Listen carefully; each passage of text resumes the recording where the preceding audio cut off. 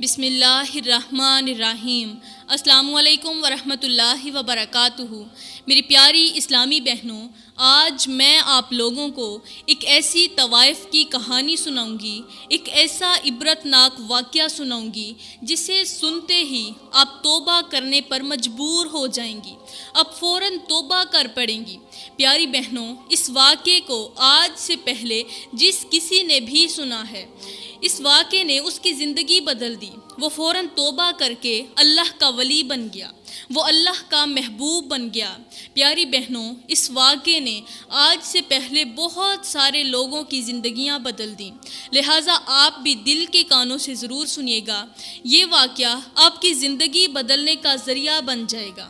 میں آپ لوگوں کو بتاؤں گی کہ اس طوائف نے آخر کون سا ایسا گناہ کیا تھا، کون سی ایسی بدکاری کی تھی کہ جس کی وجہ سے اللہ تعالیٰ نے اسے انسان سے جانور بنا دیا، اسے شکل سے بے شکل کر دیا، اسے انسانی روپ سے جانوروں والے روپ میں بدل دیا۔ پیاری بہنوں، اس کی شکل کیوں بدلی، اس نے کون سا گناہ کیا تھا، یہ میں آپ کو آگے چل کر بتاؤں گی۔ پیاری بہنوں، یہ واقعہ ہے ایک خوبصورت اللہ والے نوجوان کا۔ پیاری بہنوں، بغداد شہر میں ایک خوبصورت نوجوان رہتا تھا جس کی خوبصورتی کا ہر طرف چرچا تھا، ہر کوئی اس خوبصورتی کا دیوانہ تھا۔ پیاری بہنوں، وہ نوجوان بہت زیادہ خوبصورت تھا، لیکن افسوس کی بات یہ ہے کہ بچپن میں ہی جب وہ چھوٹا سا تھا، اس وقت اس کے ماں باپ کا انتقال ہو گیا۔ اب جب اس کے ماں باپ کا انتقال ہوا تو رشتہ داروں نے، اس کے عزیز و اقارب نے اس کا ساتھ چھوڑ دیا، اسے اپنے گھر سے دھکے مار کے باہر نکال دیا۔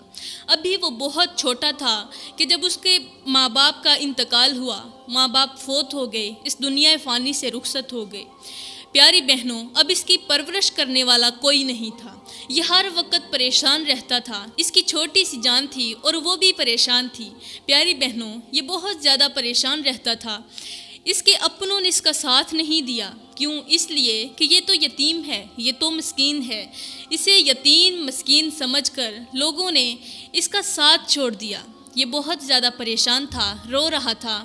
روتے روتے اپنے والدین کو یاد کرتے کرتے یہ اپنے علاقے سے کسی دوسرے علاقے میں چلا گیا۔ پیاری بہنوں، اب نہ اس کا کوئی بھائی تھا، نہ بہن تھی، نہ ماں تھی، نہ باپ تھا، کوئی بھی نہیں تھا۔ یہ اکیلا چلتا چلتا کسی دوسرے علاقے میں پہنچ گیا۔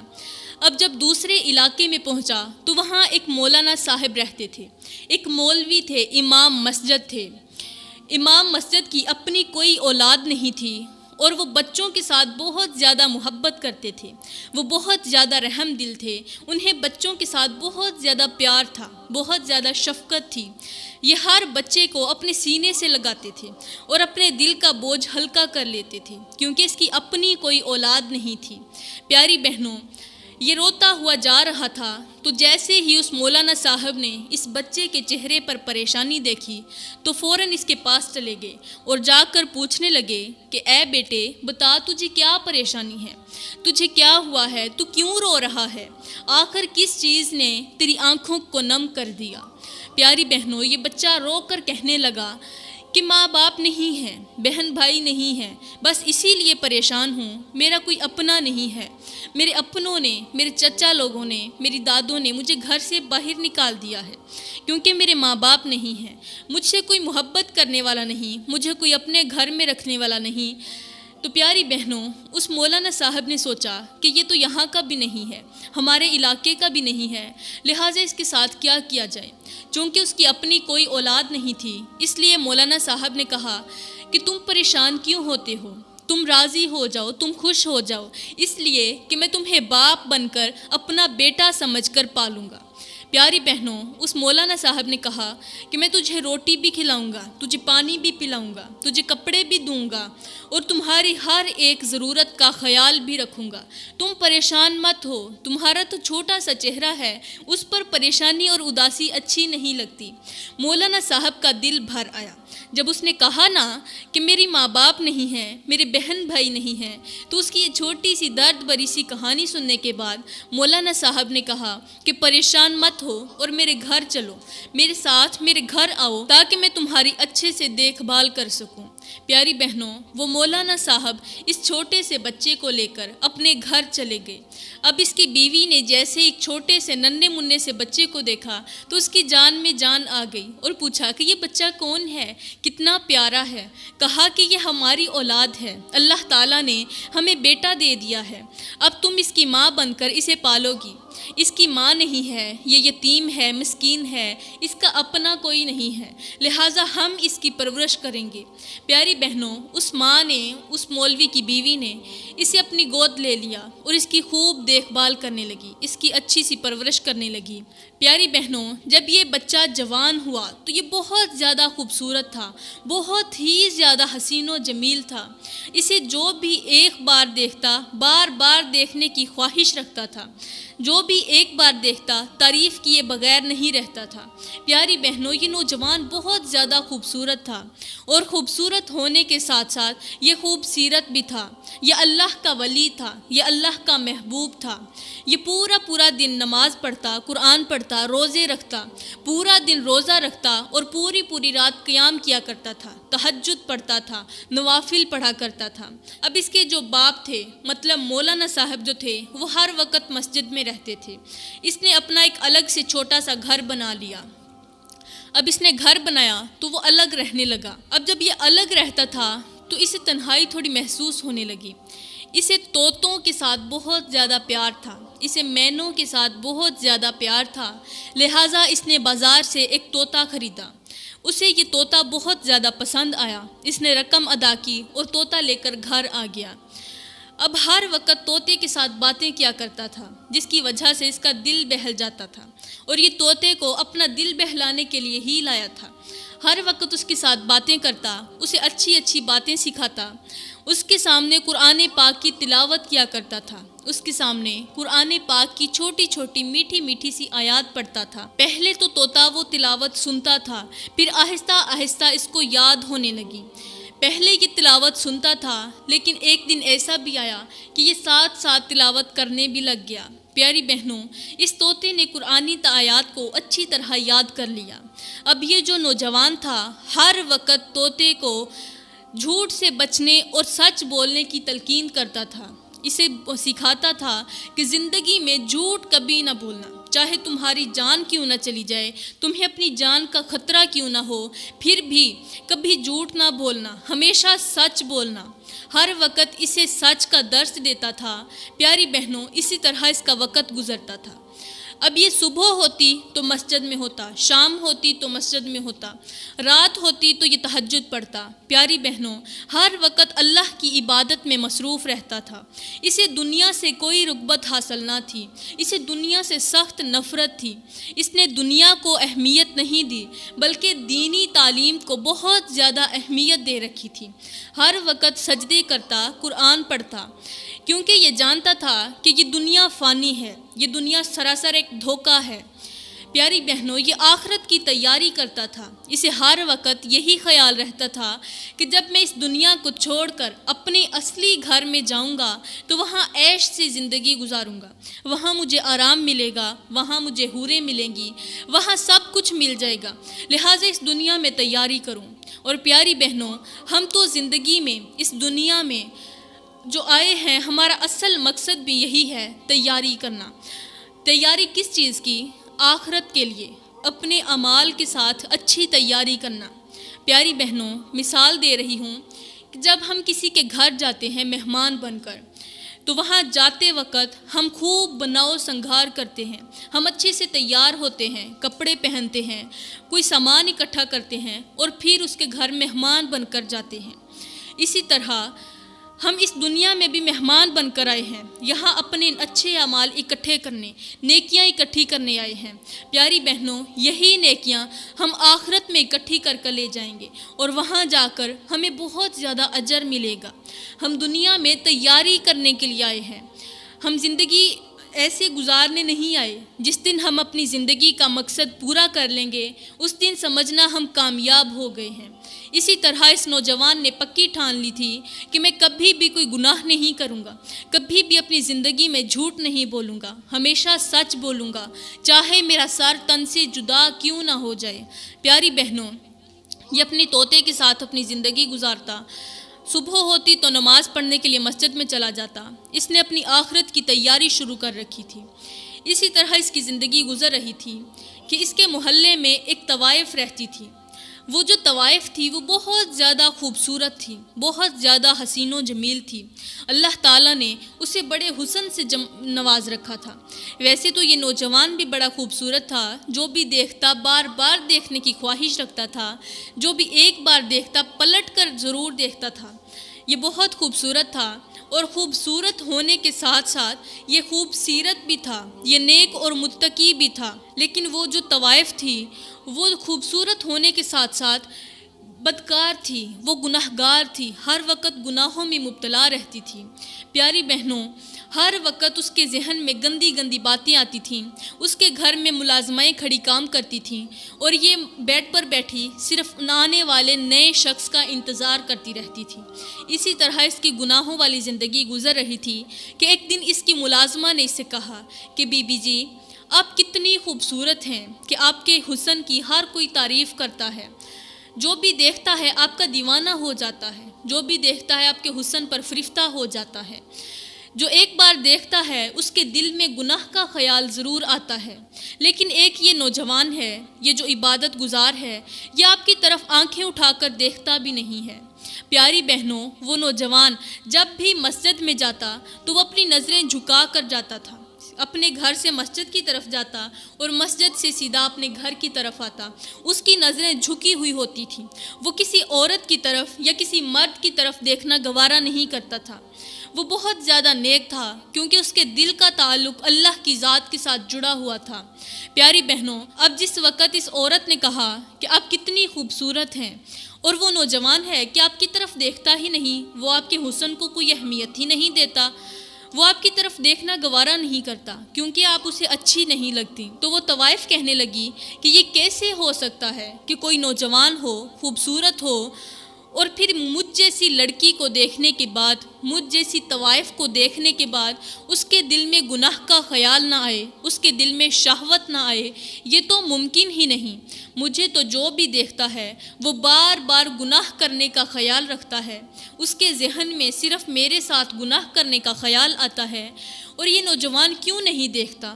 اب دیکھنا، میں اسے ضرور گمراہ کروں گی، میں ضرور اسے گمراہ کر کے اپنی طرف لے کر آؤں گی، اسے اپنی طرف مائل کروں گی، میں اسے اپنی طرف مائل کر کے اس کی زندگی برباد کروں گی۔ دیکھنا، ایک دن ایسا آئے گا کہ یہ میرے نام کی مالا جپتا پھرے گا، یہ صرف میرا دیوانہ بن جائے گا۔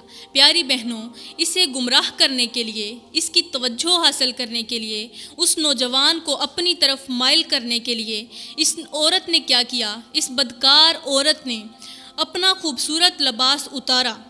یہ پہلے شاہانہ لباس پہنتی تھی، بہت خوبصورت، ہر وقت میک اپ کر کے بیٹھی رہتی تھی، اور خوبصورت سے خوبصورت، امیر سے امیر نوجوان اس کے پاس آتے اور گناہ کر کے جایا کرتے تھے۔ اب اس نوجوان کو اپنی طرف مائل کرنے کے لیے اس عورت نے کیا کیا؟ اس طوائف نے کیا کیا؟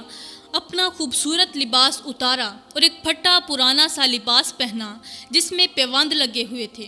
ایک غریب سی عورت بن کر اپنے چہرے کا میک اپ اتار کر یہ مسجد کے ساتھ جا کر کھڑی ہو گئی، اس لیے کہ میں مسجد کے ساتھ کھڑی ہوں گی اور اس طرح ہمیں ایک دوسرے کے ساتھ بات چیت کرنے کا موقع مل جائے گا، یہ نوجوان میری طرف مائل ہو جائے گا، یہ میرا ہو جائے گا۔ پیاری بہنوں، اب نوجوان کیا کرتا؟ اپنے گھر سے باہر نکلتا، نظریں جھکائے ہوئے مسجد کے اندر جاتا، مسجد سے سیدھا اپنے گھر آتا۔ اس نے پھر بھی اس کی طرف کوئی توجہ ہی نہ دی، اسے کچھ سمجھا ہی نہیں۔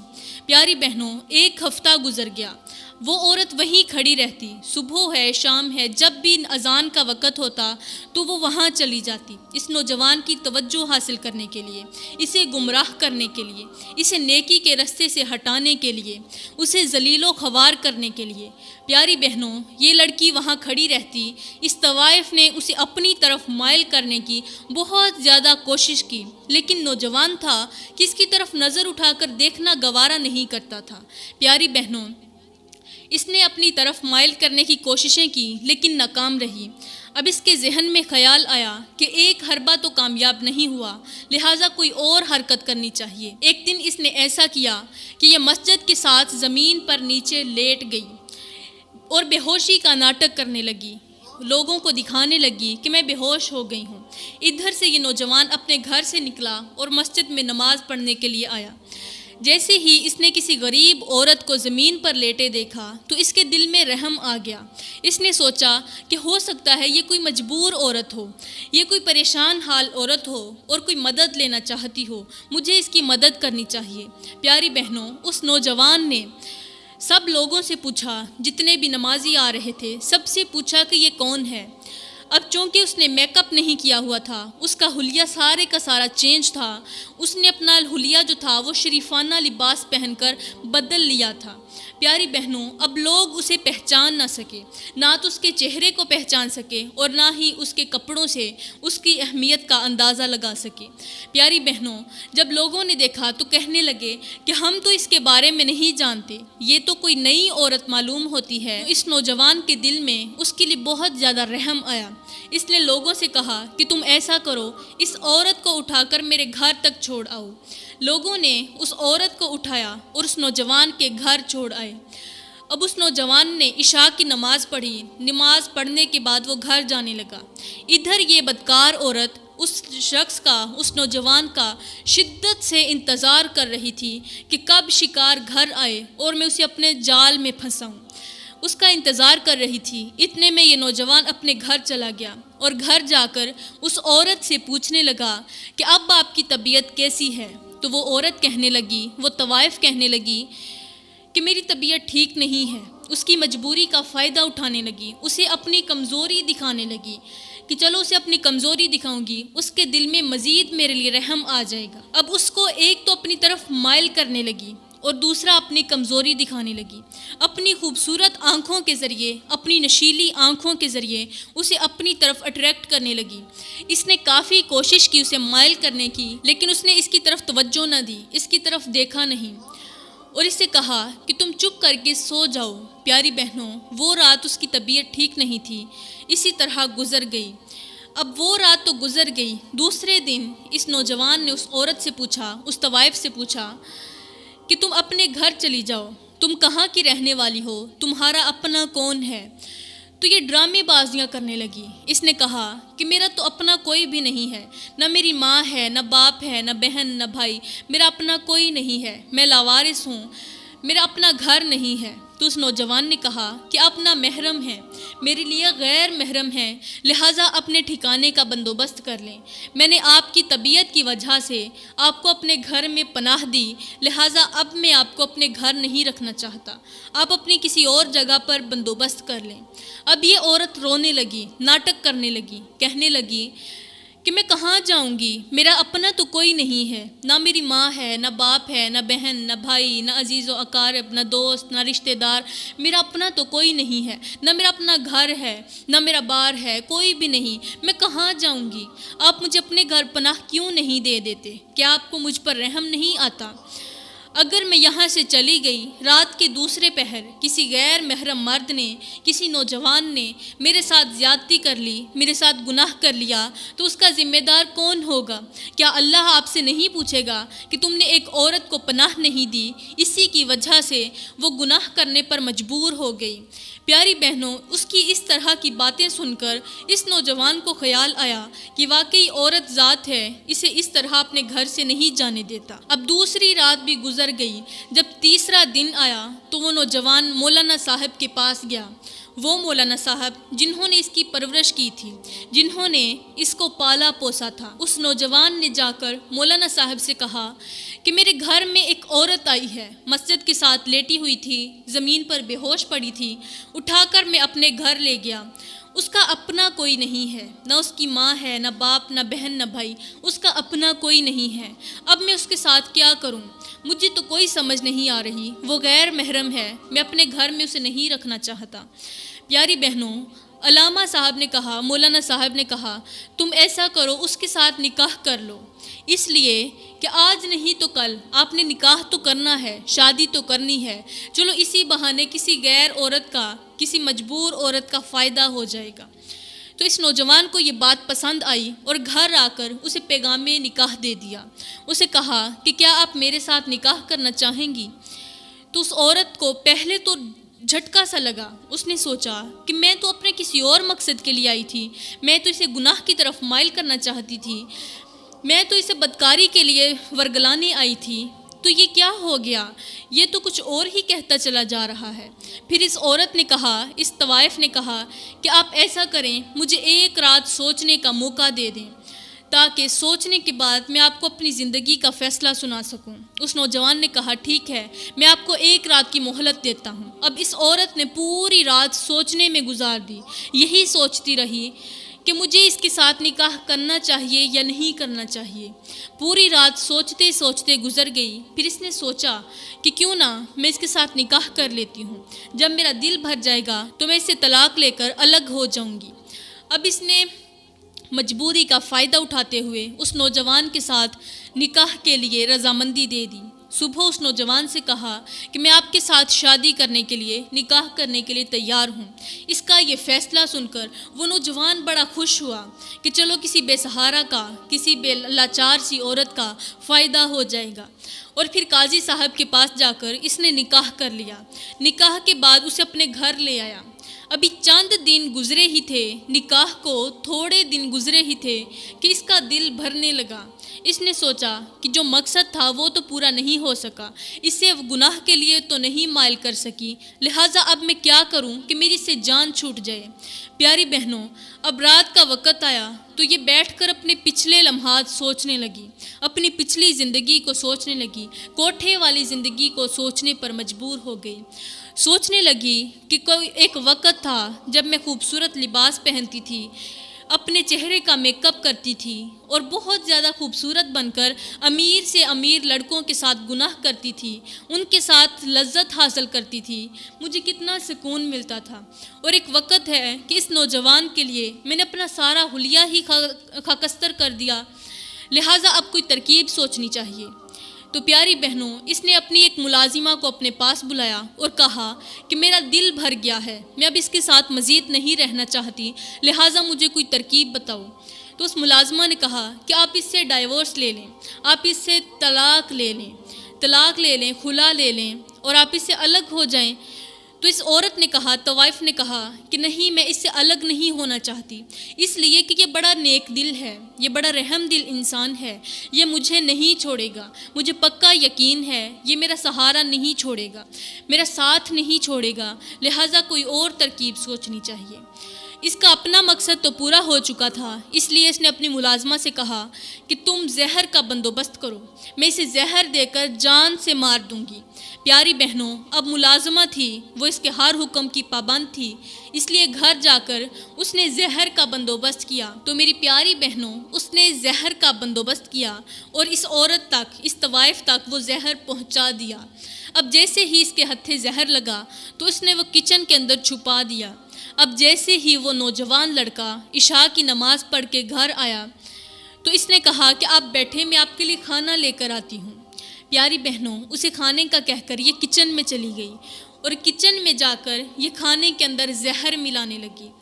اب جو گھر میں طوطا رہتا تھا، جو اپنے ساتھی کا، اپنے مالک کا وفادار تھا، وہ چلانے لگا، وہ ٹیں ٹیں کرنے لگا، زور زور سے آوازیں دینے لگا کہ بچاؤ بچاؤ بچاؤ بچاؤ کی آوازیں لگانے لگا۔ لیکن اس کی یہ آواز سن کر اس مالک کو کچھ معلوم نہیں ہوا کہ یہ کیوں اس طرح چلا رہا ہے، لہٰذا وہ عورت کھانا لے کر آئی اور کھانا اپنے شوہر کے سامنے رکھ دیا۔ اب شوہر نے وہ کھانا کھایا، کھانا کھانے کے بعد وہ اپنے کمرے میں چلا گیا اور جا کر کہنے لگا کہ میں سو رہا ہوں، اس لیے کہ مجھے تہجد کی نماز کے لیے بھی اٹھنا ہے، رات کو اٹھ کر تہجد پڑھوں گا، نوافل پڑھوں گا۔ اب طوطا تھا کہ چپ ہونے کا نام ہی نہیں لے رہا تھا۔ اب جیسے ہی آدھی رات کا وقت آیا، یہ تہجد کے لیے اٹھا تو اس نے اپنے پیٹ میں تھوڑی گڑبڑ سی محسوس کی۔ اس کو یوں محسوس ہو رہا تھا جیسے میرے پیٹ میں چھریاں چل رہی ہوں۔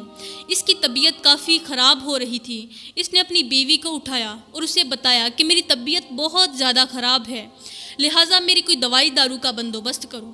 وہ تڑپنے لگا، چیخنے لگا کہ میرے پیٹ میں بہت زیادہ ہلچل سی مچی ہوئی ہے۔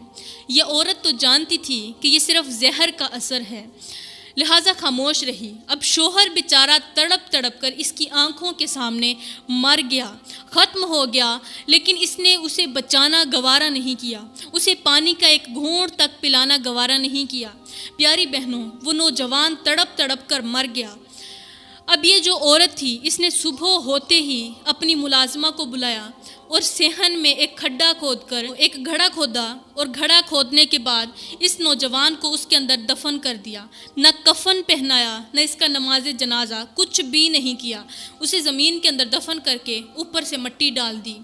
مٹی ڈالنے کے بعد یہ پھر سے اپنے کوٹھے میں چلی گئی۔ پیاری بہنوں، اس عورت کو زندگی میں مہلت ملی تھی۔ اللہ تعالیٰ نے اسے ایک موقع دیا تھا کہ یہ اپنی زندگی بدل لے، لیکن اس نے اللہ کی نافرمانی کی۔ اتنا نیک شخص ملنے کے باوجود بھی اس نے اپنی زندگی نہیں بدلی، اس نے اپنی فطرت نہیں بدلی، پھر سے اسی بدکاری کے اندر الجھ گئی۔ پیاری بہنوں، یہ کوٹھے میں چلی گئی، وہاں پھر سے بدکاریاں کرنے لگی، لوگوں کے ساتھ گناہ کرنے لگی۔ اسی طرح اس کی زندگی کی گزر بسر ہو رہی تھی۔ پیاری بہنوں، ادھر یہ نوجوان فوت ہوا۔ اس کا قتل کرنے کے بعد ایک تو یہ عورت طوائف تھی، دوسرا یہ قاتلہ بھی بن چکی تھی، وہ بھی اپنے مجازی خدا کی، اپنے شوہر کی۔ پیاری بہنوں، اب ایسا ہوا کہ ایک ہفتہ گزر گیا، لیکن وہ نوجوان مسجد میں نہ گیا۔ جب مولانا صاحب نے دیکھا کہ وہ نوجوان ایک ہفتے سے مسجد میں نہیں آ رہا تو وہ کافی زیادہ پریشان ہوئے اور پوچھنے لگے کہ میرا بیٹا یہاں کیوں نہیں آتا۔ وہ بابا جی جو تھے، وہ جو علامہ صاحب تھے، وہ صبح ہوتے ہی اس کے گھر پر گئے، جا کر دیکھا کہ دروازہ بند تھا، اندر سے دروازہ کھولنے کوئی نہیں آیا۔ تو وہ مولانا صاحب سوچنے لگے کہ ہو سکتا ہے میرا بیٹا سو رہا ہو، نیند میں ہو، اور وہ وہاں سے مسجد چلے گئے۔ اب دوپہر کو جیسے ہی بیٹے کا خیال آیا، پھر سے گھر پہنچے، جا کر دروازہ کھٹکھٹایا، لیکن دروازہ کھولنے والا کوئی تھا ہی نہیں، تو کیسے کھلتا؟ اندر سے صرف طوطے کی آواز آ رہی تھی۔ تو پیاری بہنوں، وہ مولانا صاحب یہ سوچتے ہوئے وہاں سے چلے گئے کہ ہو سکتا ہے میرا بیٹا، اس کی نئی نئی شادی ہوئی ہے، اپنی بیوی کے ساتھ کہیں گھومنے چلا گیا ہو، اور وہ مولانا صاحب وہاں سے اپنے گھر چلے گئے۔ لیکن دل میں ایک کھٹکا سا تھا، دماغ میں ایک سوچ تھی کہ میرا بیٹا کچھ کا کچھ ہو جائے، وہ نماز نہیں چھوڑتا، وہ کبھی بھی نماز قضا نہیں ہونے دیتا، یہ کیسے ممکن ہے کہ میرا بیٹا نماز چھوڑ دے؟ لہٰذا وہ وہاں سے چلے گئے۔ اب جیسے ہی اگلا دن آیا تو ان کے دل میں کھٹکا سا ہونے لگا۔ انہوں نے اپنی بیوی سے کہا کہ میرا بیٹا گھر پر نہیں ہے، نہ جانے کہاں چلا گیا، دروازہ کھولنے ہی نہیں آتا۔ تو وہ جو بوڑھی اماں تھی وہ کہنے لگی کہ کوئی بات نہیں، نئی نئی شادی ہوئی ہے، ہو سکتا ہے کہیں گھومنے چلے گئے ہوں۔ اب جیسے ہی رات کا وقت آیا تو مولانا صاحب کو اندر ہی اندر بہت زیادہ تکلیف سی ہونے لگی۔ ان کے دل میں خیال آیا کہ ہو نہ ہو میرا بیٹا کسی تکلیف میں ہے، کسی مشکل میں ہے۔ پیاری بہنوں، اب وہ جو مولانا صاحب تھے وہ رات کے وقت سوئے۔ جیسے ہی ان کی آنکھ لگی تو انہوں نے ایک خواب دیکھا کہ میرا بیٹا جو ہے بہت زیادہ چیخ رہا ہے، چلا رہا ہے، وہ کسی مشکل میں ہے، اور اس کے کپڑوں کے اوپر خون لگا ہوا ہے، خون کے داغ لگے ہوئے ہیں۔ اب ایک دن یہ خواب آیا، صبح اٹھ کر بیوی کو سنانے لگے تو بیوی نے کہا ایسا نہیں ہو سکتا، آپ کو کوئی ویسے ہی غلط فہمی ہوئی ہے، ہر وقت بیٹے کے بارے میں سوچتے ہیں، اسی لیے گندا سا خواب دیکھ لیا، اس کو برا خواب سمجھ کر بھلا دیں۔ اب دوسرا دن گزرا، رات کا وقت آیا تو رات کے وقت پھر سے وہی خواب۔ اب تیسری رات آئی، تیسری رات بھی یہی خواب۔ اس کے بعد مولانا صاحب کے دل میں ایک ہلچل سی مچ گئی کہ ہو نہ ہو دال میں کچھ کالا ضرور ہے۔ پیاری بہنوں، مولانا صاحب نے وضو کیا، قرآن پاک اٹھایا اور پڑھنے لگ گئے، قرآن پاک کی آیات کو پڑھنے لگے، قرآن کی تلاوت کرنے لگے۔ اب جتنی زیادہ آیات پڑھتے، جتنی زیادہ تلاوت کرتے، اتنا ہی ان کے سامنے راز کھلتا گیا۔ پیاری بہنوں، ان کو پتہ چلا کہ میرا بیٹا جو ہے اس کے ساتھ اس طرح کچھ ہوا ہے۔